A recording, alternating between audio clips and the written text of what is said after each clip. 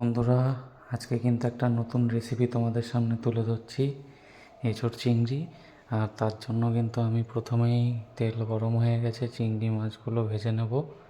এখন চিংড়ি মাছগুলোয় লবণ হলুদ মাখিয়ে রেখেছি আমি, এবার ভাজা হচ্ছে। চিংড়ি মাছগুলো কিন্তু খুব কড়া করে ভাজবো না, হালকা করে ভেজে নেব, তাতে মাছের স্মেলটা কিন্তু থেকে যায়। বেশি কড়া করে ভাজলে কিন্তু মাছের স্মেলটা চলে যায়।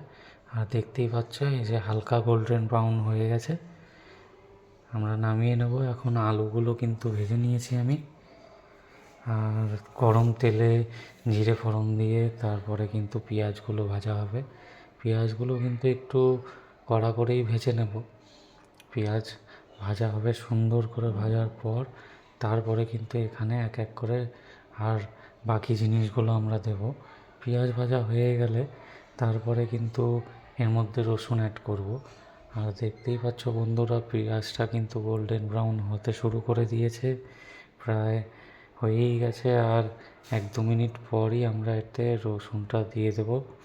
আর দেখতেই পাচ্ছ আমরা রসুনটা দিয়ে দিলাম। এবার রসুনটা দিয়েও সুন্দর করে ভেজে নেব, যাতে রসুনের কাঁচা গন্ধটা চলে যায়। তারপরে কিন্তু আমরা এতে এঁচোড়টা অ্যাড করব।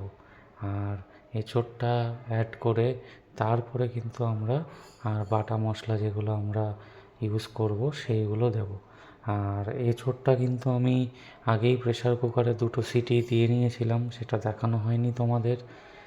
এখন পরিমাণ মতো লবণ দিয়ে দিচ্ছি, হলুদ দিয়ে দেব। আর এরপরে কিন্তু আমরা এঁচোড়টা অ্যাড করব।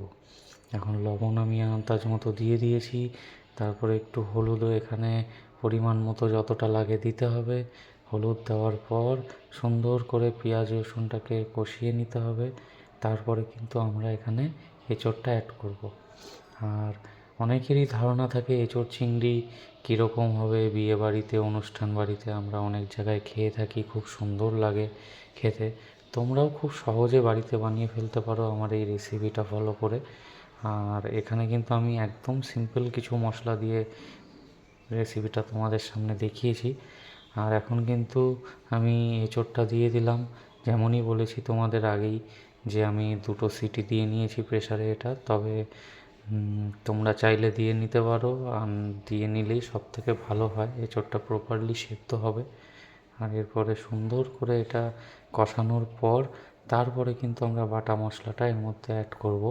বাটা মশলায় আমরা এখানে কাঁচা লঙ্কা, জিরে, ধনে এই 3টেই ইউজ করেছি, আর টমেটো, এই 4টে দিয়ে মশলা দিয়ে সুন্দরভাবে পেস্ট করে সেই মশলাটাই কিন্তু আমরা এখানে ইউজ করেছি।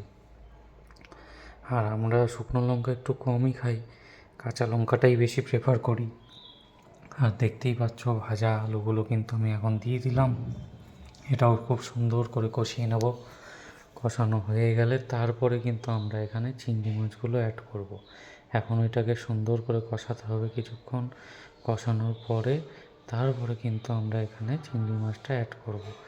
আর এখন কষানো চলছে, বাটা মশলা আমরা দিয়ে দিয়েছি, বাটা মশলা দেওয়ার পরেও কষানো চলছে।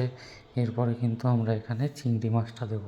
তো তার আগে সুন্দর করে কষিয়ে নিতে হবে মশলাটা, যাতে প্রপারলি কষানো হয়ে যায়, তাহলে কিন্তু এঁচোড় চিংড়ির টেস্টটা দারুণ হবে। আর আমরা চিংড়ি মাছটা দিয়ে দিলাম। চিংড়ি মাছটা দেওয়ার পরে কিন্তু আমরা আরও বেশ কিছুক্ষণ এটাকে সুন্দরভাবে কষাবো। কষানোর পরে তারপরে কিন্তু আমরা এখানে জলটা অ্যাড করব। এবার আমরা জলটা অ্যাড করে দিচ্ছি, পরিমাণ মতো জল আমি দিয়ে দিয়েছি। এখানে খুব বেশি ঝোল আমি রাখবো না, মাখামাখাই করব, তাই পরিমাণ মতো জল দিয়েছি অল্প করেই। আর এটাকে কিন্তু সুন্দর করে এখন ফুটতে দিতে হবে। আর নামানোর আগে আমরা কিন্তু গরম মশলা দিয়ে নামিয়ে নেব। আর এখন দেখতেই পাচ্ছ খুব সুন্দর করে ফুটতে শুরু করে দিয়েছে।